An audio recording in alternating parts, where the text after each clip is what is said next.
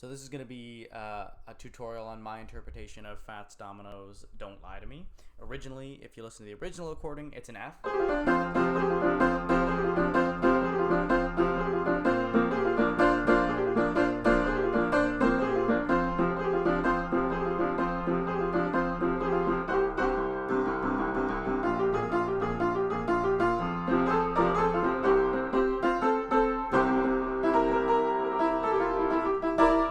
But I like it in G just a little bit more, not least because my F key is actually functionally broken, but also because it's a lot easier in G. So your left hand is going to be simply doing your Fats Domino bass line, the standard octave.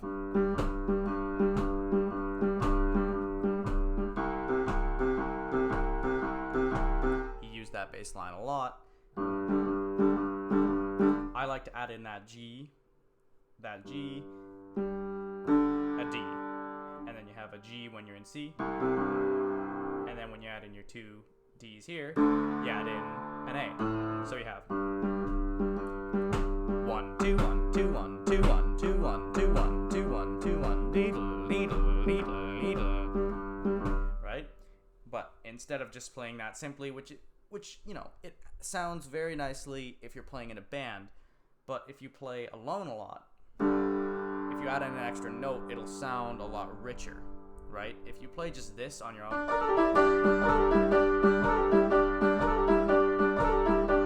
you might end up wondering why it sounds sort of empty, and that's because usually when you just play these two notes, it's usually maybe in a band where that's really just picking up a bass line, right? There's a lot of other notes being played by different instruments that creates a lot of harmony. In this case, if you're playing on your own or maybe just with a drum set, you might want to add in a third note.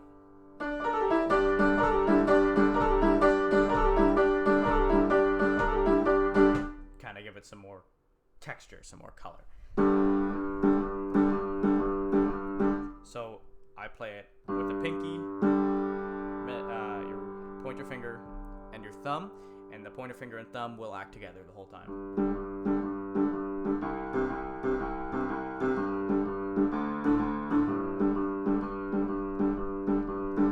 So let's just look at the right hand for a moment.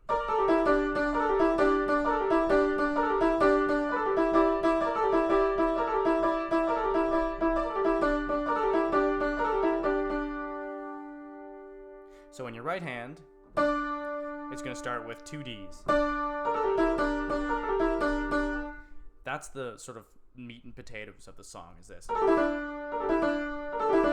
You hear that throughout, and the beginning of it, at least the intro, is just that repeated.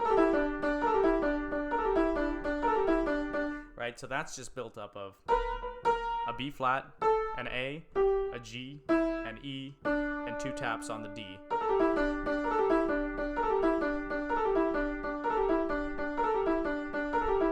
So these four notes are played in equal timing. So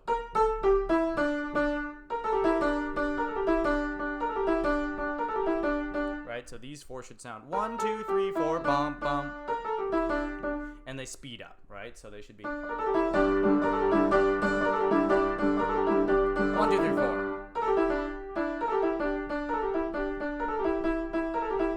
They should be a time where they're not too slow, so you shouldn't be.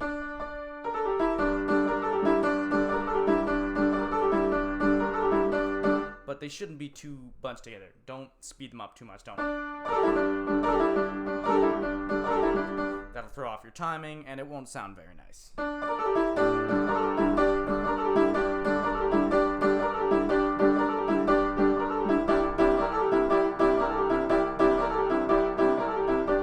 So to create the real harmony of the song, you're going to start with that, the two Ds, da da da da da da. I play those two together, so your B flat and your D on top, and then those three I just play on their own, but still in the same timing, right? So 1 2 3 4, and then when I hit that bottom D, I don't just do two taps on the D, I play it with two other fingers. Again, your pointer finger and the pinky on top, basically mirroring your bottom hand right now, right? You've got pinky, pointer finger, thumb, thumb, pointer finger, pinky.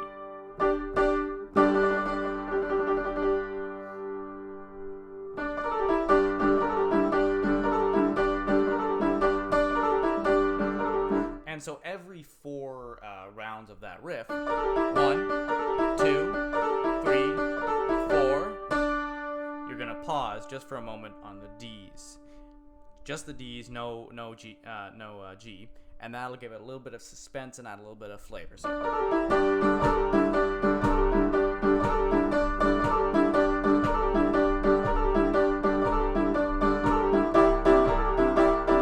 when you move into the C chord, when you've got your 2 C's and a G now, you can make the choice to play this instead.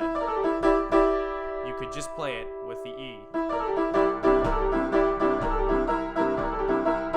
You could even add something up there like that.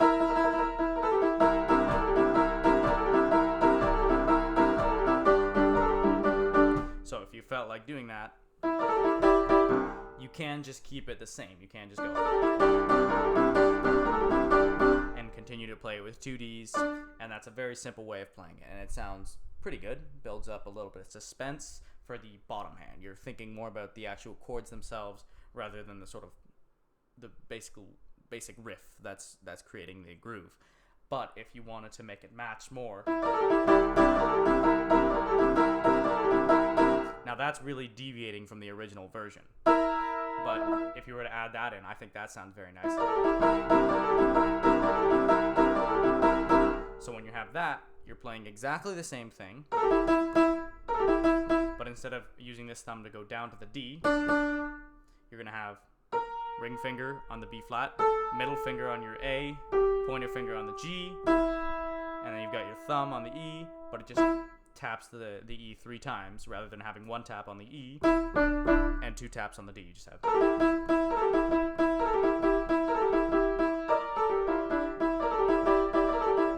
And if you felt like it, you could, for that 2 taps, you could keep that B flat and add an E on top.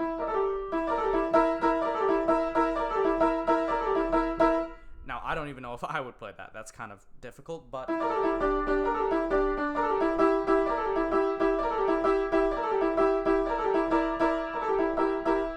you could play all 4 notes even. That's pretty difficult, so I would recommend simply going with. That way, these 2 fingers are still doing the same thing they were the whole time. All you have to change is this. You can do that, right, with an E, a G, and another E on top, and that sounds a lot better than this.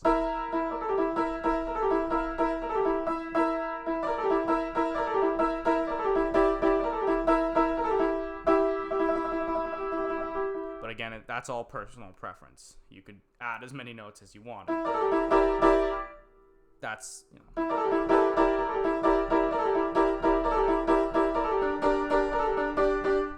But that's how I would recommend playing it right there. So you have.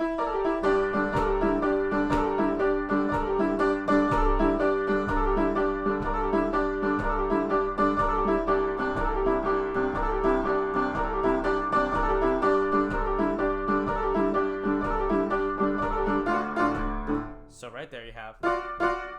That's how I like to play that. You might hear it differently if you listen to the recording, because again, this is my own interpretation. So you have an F, and each time you go up to your F sharp or G flat, right, you're going to combine it with a D, and you're going to use your thumb to give a slur up to the G flat. So.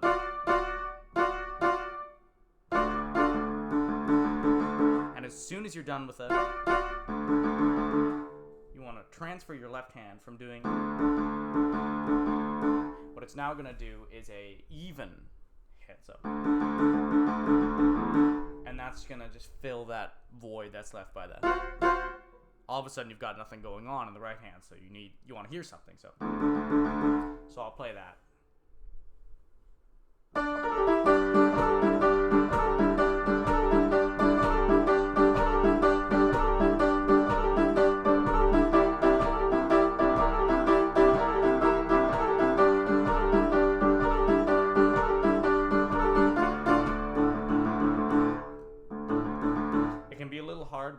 all three notes, just remember that it's easier to just think of these two fingers as a fixed item.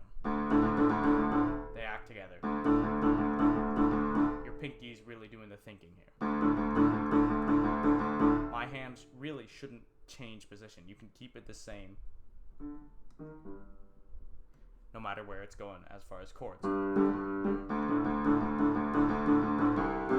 But as soon as you're done with that, when it's time to move to the C chord, you go right back into the standard.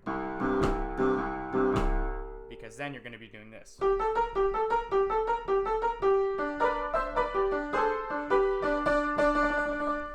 So I'll slow that down here. You start with a G, an A, and a B flat. So that's sort of the reverse of that. Now you have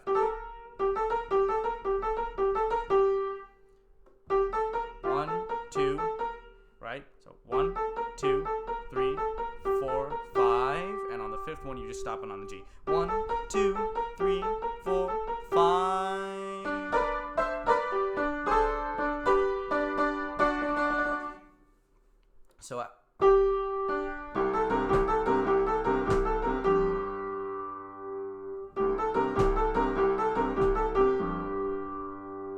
So that's up to you whether you want to do. Or right, it doesn't really change the timing, it just changes the feel. That's how I try to play it, but it's a little harder, so.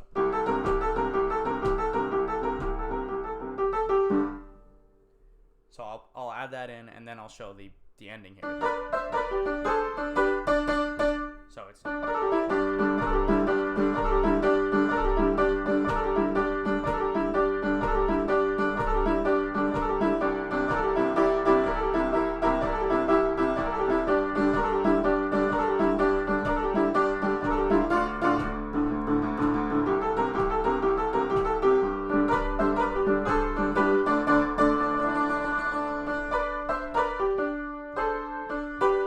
That's probably one of the hardest actual standard boogie woogie riffs there.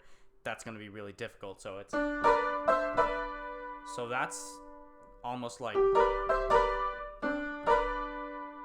hand's going to stay in the same position. Your middle finger is going to slide off of a B flat onto a B natural.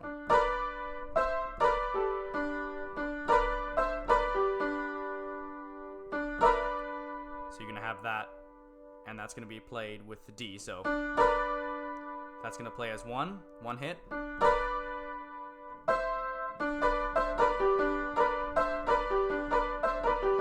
So that's up to personal choice. You can do this, which I think is how I play it, where instead of playing the E and the C, you could just move your middle finger up. Because no matter what, your pinky's going to be playing the E up here, right? You can play it with the middle finger. It's a little easier to learn to play it with the ring finger. So you have this movement, the slide played in simultaneously with the D, these two notes played in harmony, your E and your C, and then that same thing again. Just your B flat sliding up to a B natural and the D. So.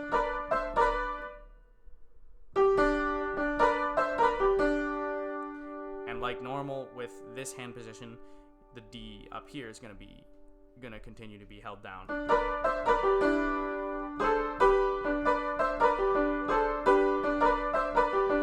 So you have your G and your D.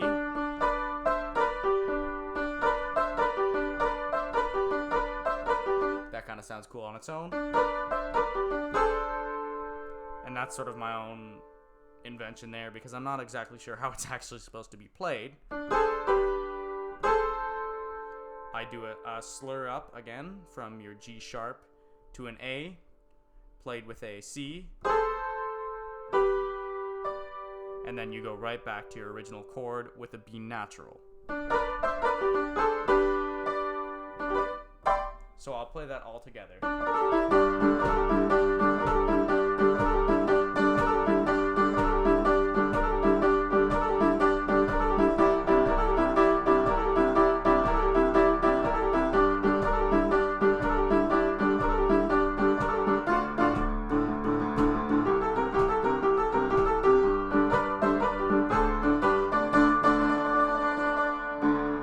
you can there's another choice you can make. So when you choose to do this, you could move your hand from G,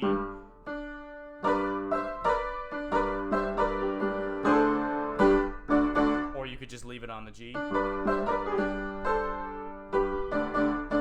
because then you're gonna end up going back to your D anyways, for that sort of rock and roll.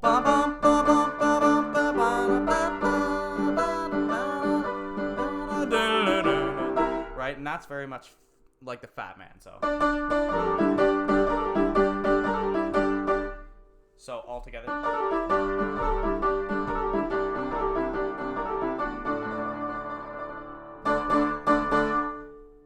Two taps, and then you're gonna start with the song. So I'll play that, and then I'll start into the music a little bit, and just sort of go over what's gonna be happening while you're singing, if you choose to sing it. So.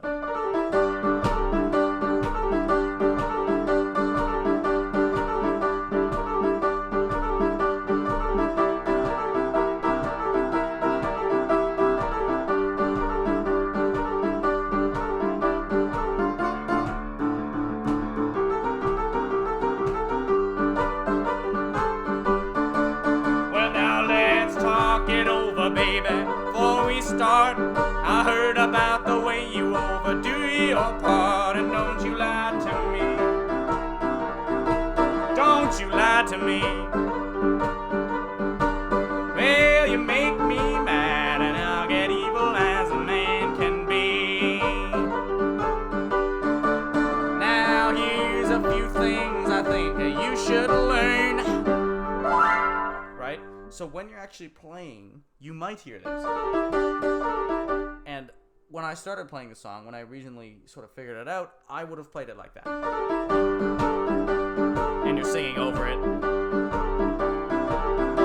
exactly how it was originally with the intro. But when you actually listen to it, you're hearing a lot of this in the background. And that sort of basically just boogie-woogie improvisation. Mostly built around that, and even some Fat Man riffs.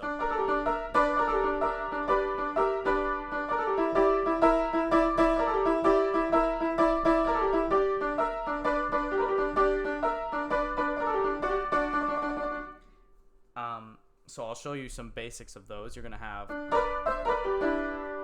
but instead of as an ending, right? That's the same as the ending. So. But instead of using it as an ending, you're just going to hear it used as a riff. So.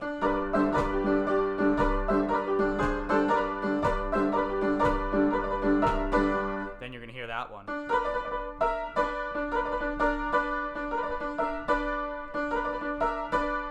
So that's built of a trill between these two notes. So instead of just holding it straight, you're going to... And then you're going to play a B flat and an E, and then go right back to your original hand position.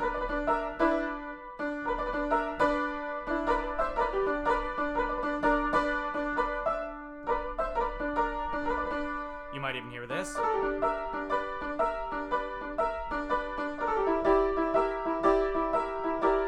And that's the Fats Domino, Fat Man sort of movement. You can add in that sort of thing in between riffs, so that's going to be a G, B flat, B natural, G, and then back down to whichever note you're on, depending on whether you're in G or C.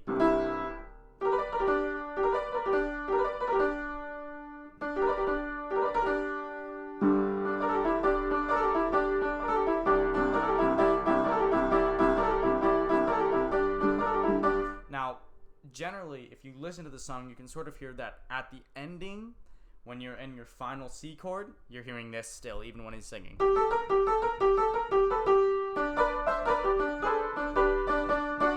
And generally, you hear it end with that. No matter what, it's going to end with that. Now, in the musical break, he plays the exact same thing with that chord, so.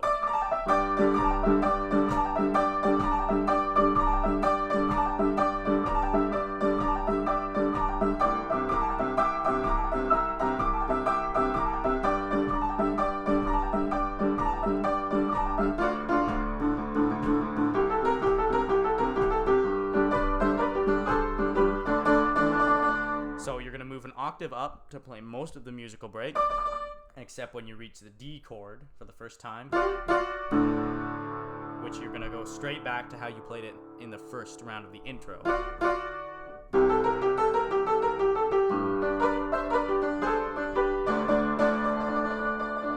So that's really all there is to the non-singing parts. The singing parts themselves are just going to be variations of the riffs we've learned. So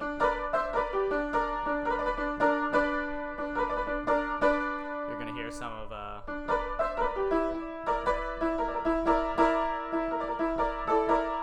when you move into C, you might just, right? So it's a lot of improvisation, and if you don't feel like trying to figure out some of those improvisations, or it doesn't sound good to you, you can just keep going.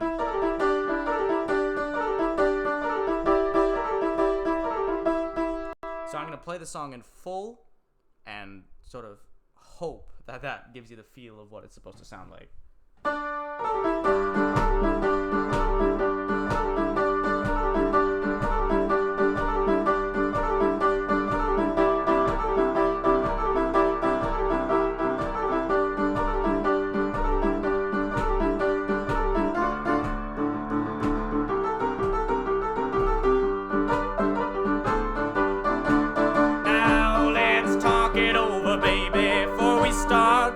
I heard about the way you've overplayed your part, and don't you lie to me. Well, don't you lie to me. Well, you made me mad, and I'll get evil as a man can be. Now here's a proposition I'm gonna give to you. I'll give you all my loving if you give me yours too, but don't lie to me. Don't you lie to me. Yes, you made me mad, and I'll get evil as a man can be.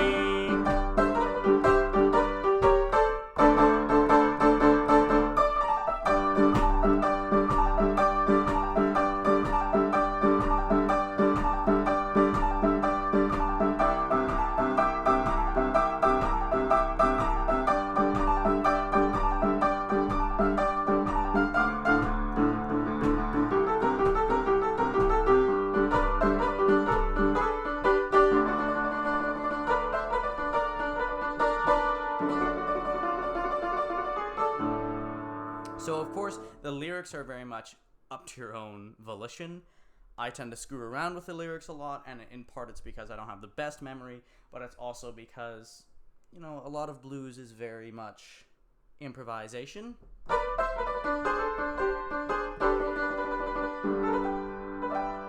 If I were to have done all of the lyrics in this tutorial, I would still be singing here. And of course, as with a lot of these songs, the ending itself can be very hard to decide. So after you've done, maybe you're going to do that. If I were to just end it, say I'm finishing singing.